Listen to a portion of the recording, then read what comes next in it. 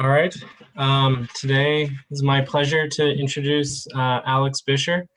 Alex got a degree in wildlife conservation from Juniata College in Huntington, Pennsylvania, and then decided to come out to Hawaii for TCBES. I first met him through Lisa here in November of 2018, and I'm glad that she connected us.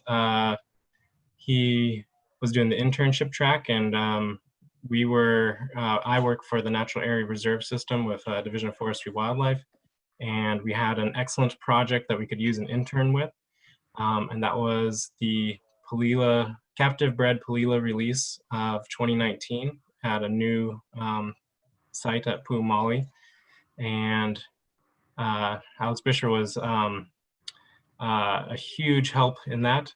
He is rather reticent, but his quiet determination and unflappable attitude amongst much adversity and challenges with a translocation effort were super appreciated.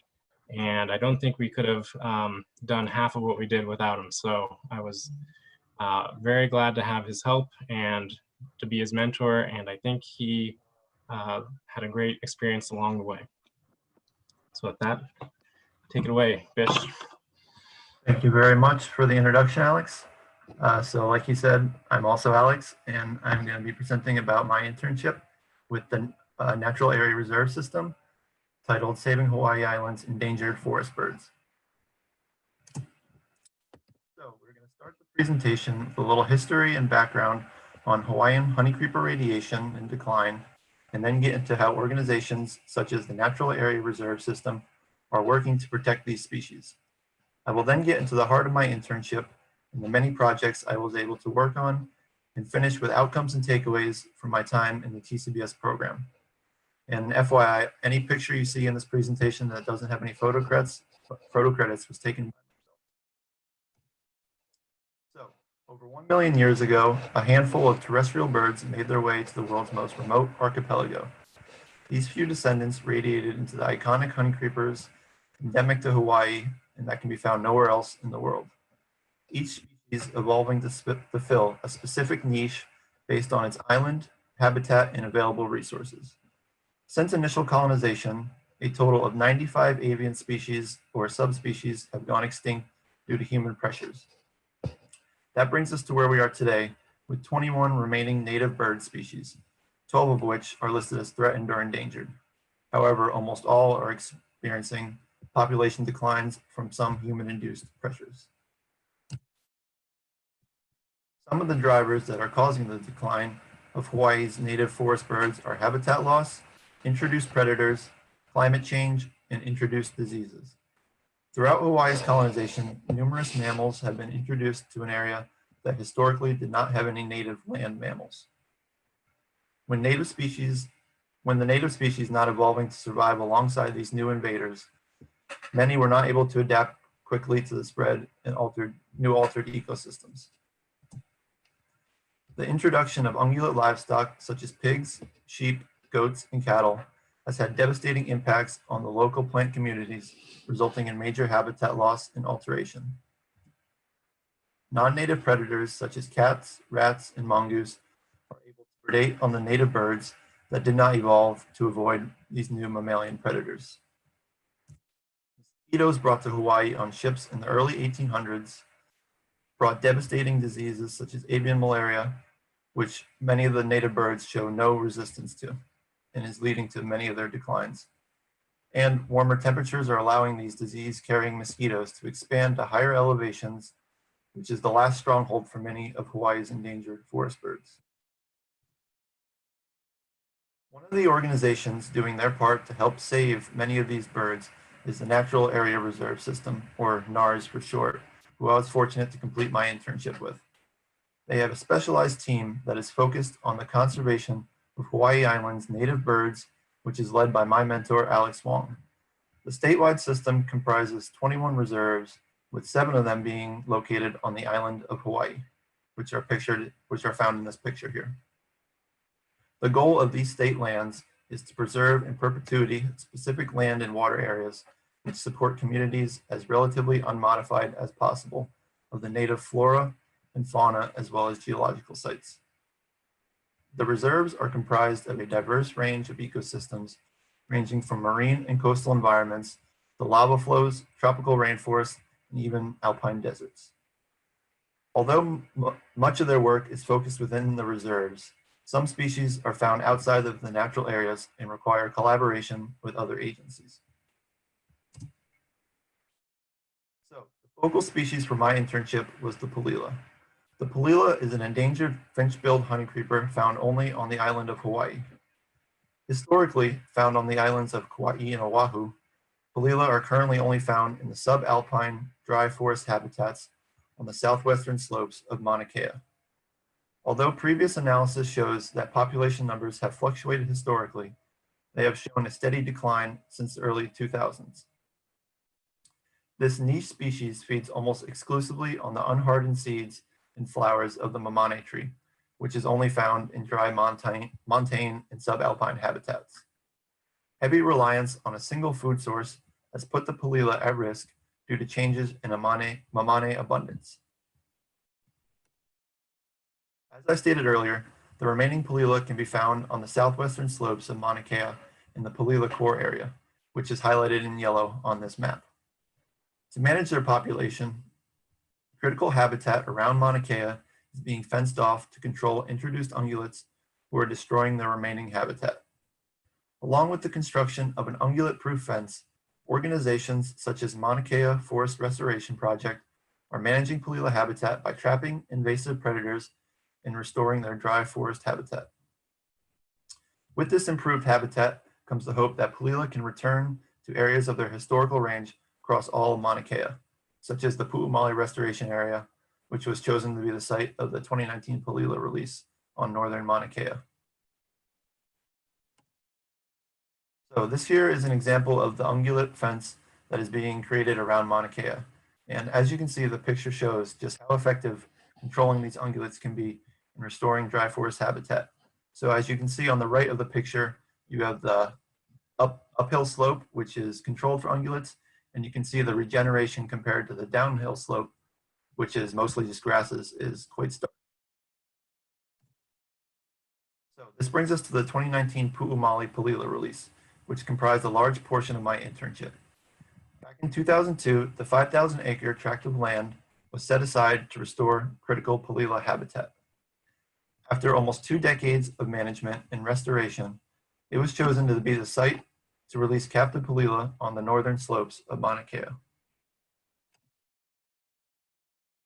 total of 8 captive Pallulah were released into the wild around the Pu'umali restoration area. Each bird was outfitted with transmitters that could be tracked with handheld telemetry devices by the field crew. A successful release would provide evidence that Pallulah can survive on the northern slopes of Mauna Kea in their historical range, and eventually create a second self-sustaining population that would be able to provide a safety net for if anything is to happen to the core population. So on the right of this slide is the Mauna Kea Forest Restoration Project cabin at Pu'umali that was used as a base camp throughout the release. This is where our daily meetings and meals were held. On the left is an example of the A-frame shelters that were scattered around the cabin and were used by staff and volunteers to sleep in. The first step of the release was to create the soft release aviaries to house the captive Pallulah from Keauhou Bird Conservation Center in Volcano and Maui Bird Conservation on the island of Maui, the 2 breeding facilities run by San Diego Zoo Global. A soft release was chosen to allow the Pallulah time to acclimate to the new environment on Mauna Kea, since they were bred and stored in different facilities on other islands in different parts of this island. A total of 3 aviaries were constructed to house the Pallulah in multiple release cohorts. After all 3 aviaries were constructed, Pallulah were brought to Pu'umali from the captive breeding facilities. Daily tasks included refilling food and water and cleaning out the aviaries each morning. While cleaning, mamane pods were collected to count the number of lobes that were consumed by each pair daily. An example of a mamane pod is seen in the picture on the bottom of the slide, and it shows the individual lobes that we were counting. This was an important task because mamane consumption was determined to be the best indicator that Pallulah pairs were acclimated to their new environment and ready to be released. Each morning and afternoon, 30-minute behavioral observations were conducted to monitor for any signs of stress. Behaviors such as feeding, pace flying, head rolling, and interactions between the pairs were recorded. Before being released, each bird went through a physical examination to ensure they were in good health. Weights and measurements were required, and each bird was given a unique color band combination to allow easy identification when recited. The picture on the left is of a Pallulah going through the physical examination to make sure that the bird is in good health and condition, and to attach the unique color leg bands. The picture on the right shows the process of acquiring the weight of a Pallulah before taking these measurements. Each Pallulah was also outfitted with a backpack transmitter that would allow us to locate them upon release. An elastic harness was used to hold each transmitter to allow for both flexibility and strength. Transmitters were less than 2 grams to ensure they were around 5% of the Pallulah's overall body weight and not inhibit their survival upon release. Each transmitter emits a unique frequency that is specific to each Pallulah that would be then used to track the movement with a receiver and antenna. This picture here shows the telemetry equipment. As you can see from this picture, the terrain at Pu'umali is harsh and unforgiving, requiring hiking over many miles of sharp lava rock. After being released, the Pallulah began to disperse over the mountainside, which made monitoring the birds one of the more difficult tasks of the project. This picture here shows the telemetry equipment and technique that was used to track the Pallulah. A receiver about the size of a walkie-talkie was used to detect the signal produced by each backpack transmitter. Each transmitter emitted a specific frequency that could be used to track with the receiver and antenna. The closer you were to the Pallulah, the louder the beep produced by the receiver. By moving the receiver and antenna in different directions and listening to how loud the resulting beeps were, you could determine the relative direction and distance to each Pallulah. This picture here is a good example of how we tried to get to higher ground to ensure the signals were not being blocked by any of the thick vegetation or gulches that were present at Pu'umali. An app called Survey 123 was used to collect and record data, as it allowed for instantaneous upload to the internet and could be used by anyone with a smartphone. One of the nice features about this app was that it allowed for us to cut out the use of paper data sheets, which require time and effort to transcribe. With Survey 123, data was instantly available to anyone with internet access and was ready to be exported into many formats for analysis. This allowed us to proof the data at the end of each day to ensure for accuracy and precision while it was still fresh on our minds. With the resulting data collected from the monitoring released Pallulah, I was able to export the obtained GPS locations and import them into a program called ArcGIS to create maps that showed dispersal and inferred home ranges. So on the left of the slide, you can see one example of a map that shows all of our post-release observations for each Pallulah. So each Pallulah has a unique code to identify them and was given a color that could be shown on the map. So as you can see, the Pallulah spread out over a very wide range from the release aviaries, which made tracking them each day one of the more difficult tasks.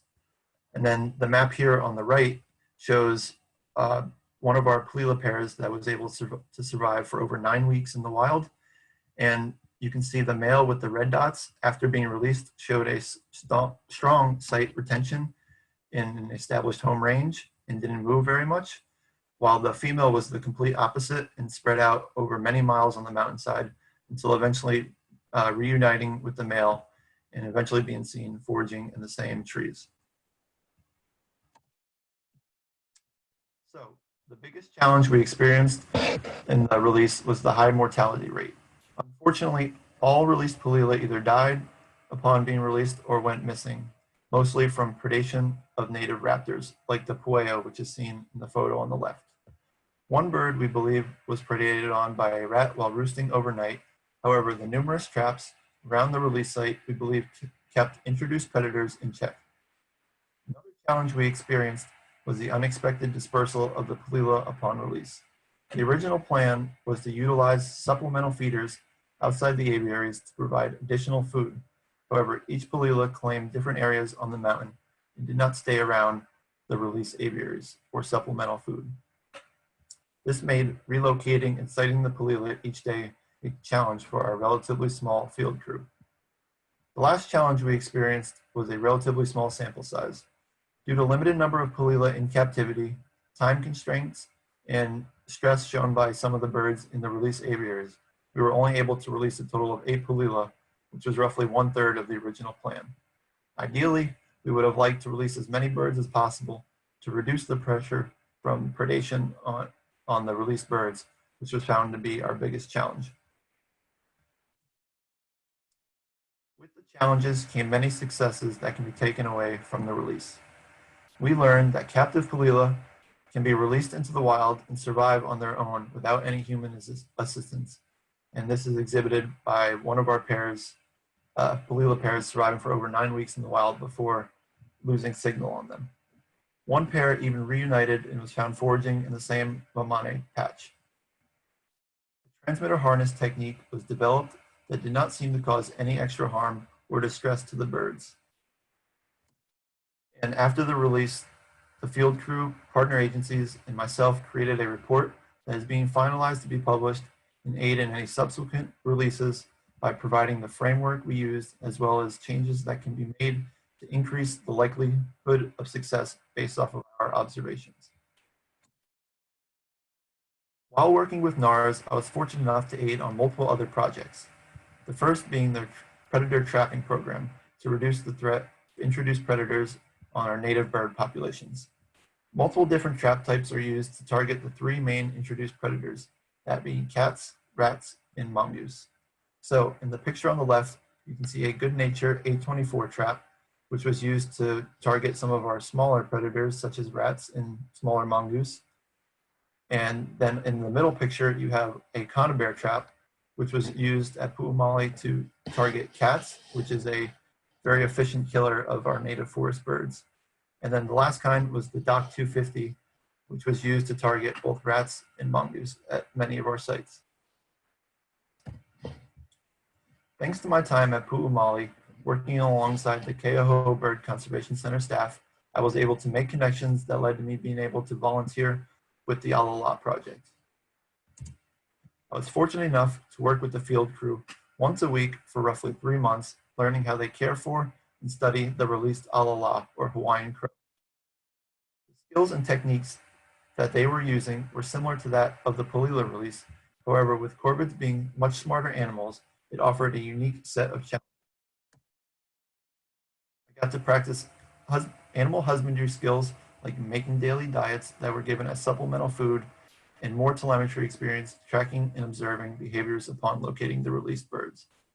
Both of these skills I learned during my time working at Pu'umali with the Pallulah. However, getting to practice with a different avian species provided a different set of challenges. Diets for the Pallulah were much larger and provided a wide range of foods, with crows being omnivorous. Even trying to track the released birds was much different, as the terrain in the wet forest is different than that at Pu'umali, and the crows were often hidden in the canopy of large ohia and koa trees compared to the smaller mamane trees that Pallulah are found in. I was even able to use my new telemetry skills to assist the field crew in locating Pallulah from a helicopter. One of the other staff members and I used the telemetry gear to determine a GPS location for where we believed the signals were coming from, which was then relayed to the field crew to allow them to more easily recite and locate the released birds. The last major project I got to be a part of was the banding of the native forest birds. This was perhaps the most fun part of the internship because of how up close and hands-on I got to be with all the species we caught and banded. Banding took place at the Pu'umaka'ala Natural Area Reserve of Mauna Loa, as we were targeting the endangered Akea Palau and many of the other endangered honeycreepers that are found in this high elevation wet forest. Birds were captured with a series of mist nets, which are large, fine nets that are virtually invisible to flying birds. They are spread out at different heights and checked periodically for any captured birds.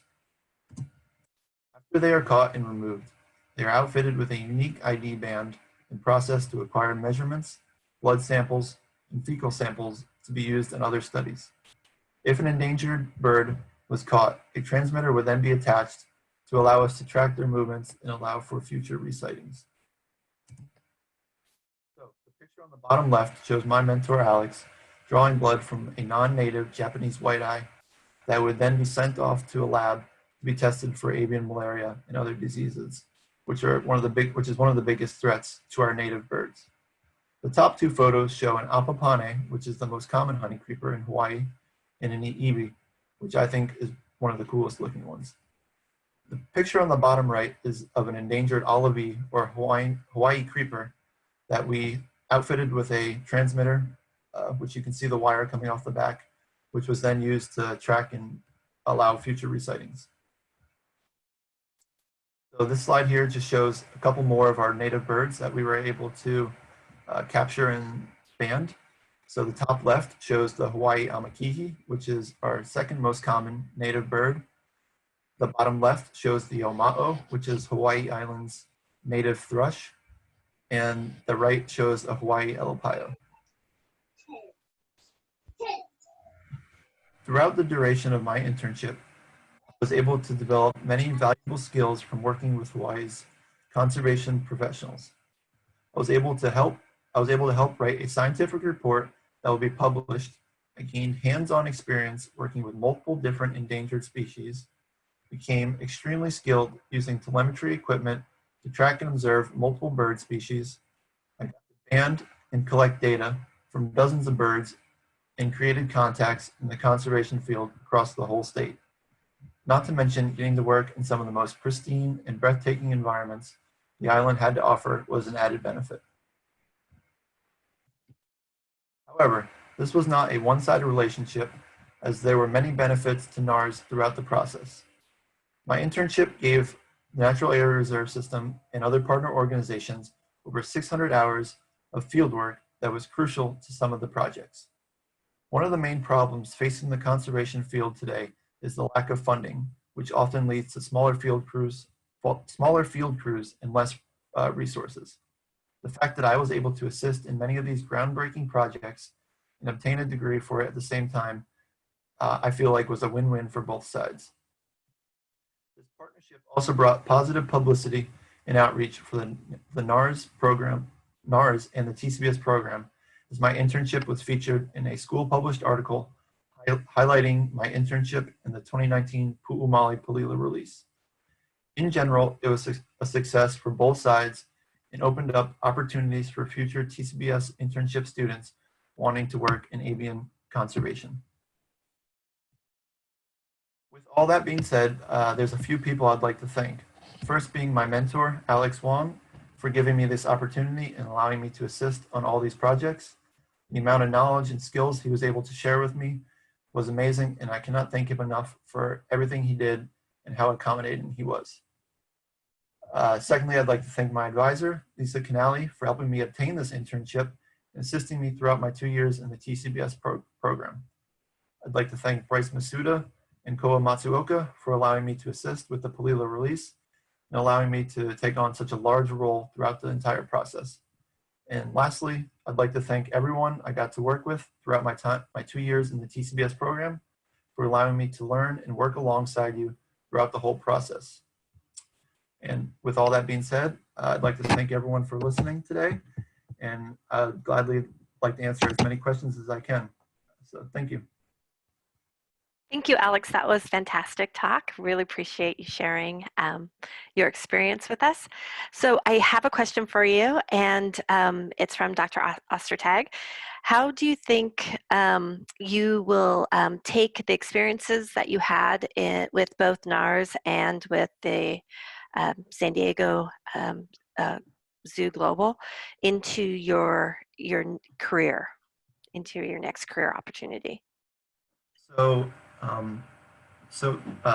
recently there was a study published about major avian decline, not only in Hawaii, but across the whole globe. And so Hawaii is one of the epicenters. It's often called the extinction capital of the world. So I feel like many of the groundbreaking techniques and some of the projects that I got to work on here, I can use to translate whether I continue here in Hawaii or whether I go back to the mainland or some other part of the world, and share the techniques that were used to hopefully prevent some of what we're seeing here in Hawaii and other places of the world. All right, thank you. So we have another question. What skills did you learn in the classroom that informed your work in the internship? And then what skills did you learn in the field that informed your academics? So in many of the coursework and classes that we took, I was able to develop a lot of my skills that I'll be able to use professionally, such as networking, interviewing people, creating detailed reports and documents that I even used during my internship when we were creating our report on the Pallulah release. And then throughout my internship, I gained many new experiences and skills, such as radio telemetry. I got to practice my banding skills and learn many new techniques that I'll be able to translate to working in other places. And then also getting to work in Hawaii in many of the ohana that we got to work with, I feel like I got to develop many networking skills that I will be able to translate to my future and enhance my future endeavors. Thank you. And this next question comes from Dr. Hart. He says, nice work. Do you have any indication of what the body condition was like for any of the birds before they died? Were they foraging well enough to stay healthy, or did they appear skinny? Yeah, thank you for liking the presentation. And so after being released, each Pallulah would then try to be recited multiple times every week. And so each Pallulah we got multiple observations for before either disappearing or passing away.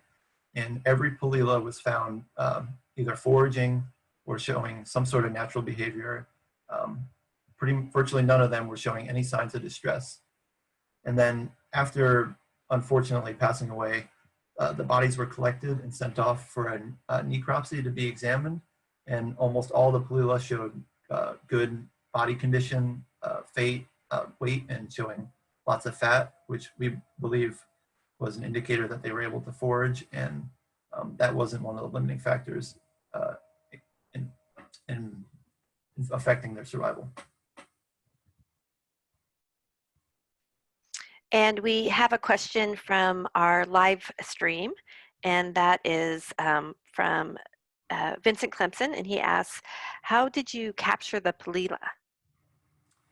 So all the Pallulah that were released were held in the captive breeding centers. So they were held in aviaries, and they were brought to the Pu'umali Release Center, where they were then stored in or kept in our soft release aviaries, which were roughly 12 feet by 12 feet or 16 feet by 16 feet. So upon catching to attach transmitters, we would use small handheld nets and walk in the aviary with a couple other people to catch the birds as fast and efficiently as possible to not stress them out as much as possible.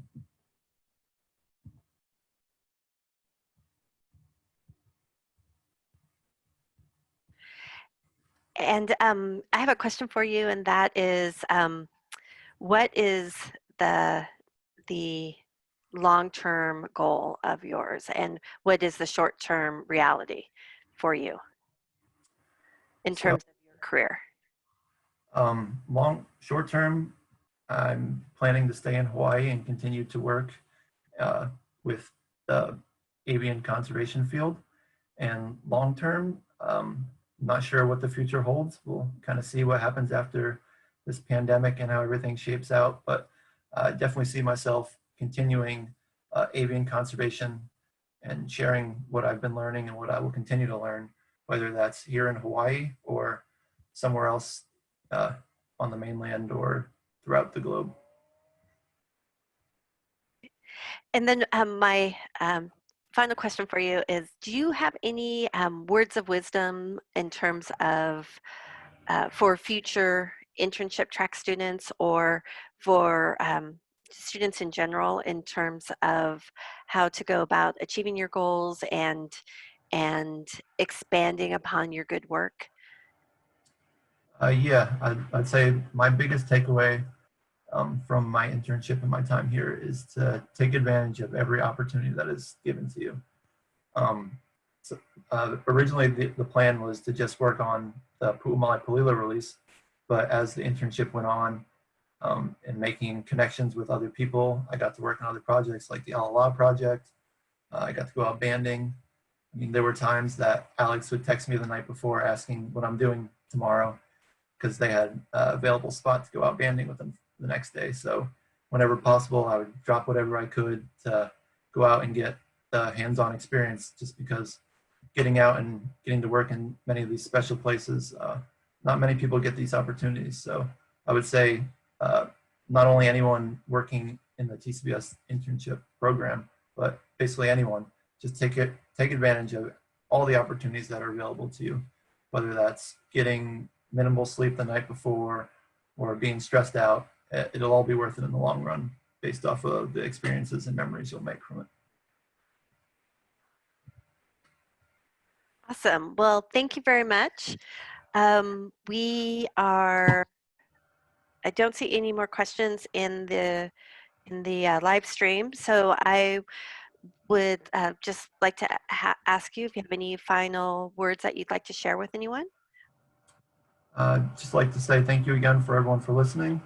And I'd like to thank my parents and all my family members for supporting me through these 2 years from across the globe. I know it's been hard being away, but I appreciate everything you've done for me. And thank you again for everyone for listening.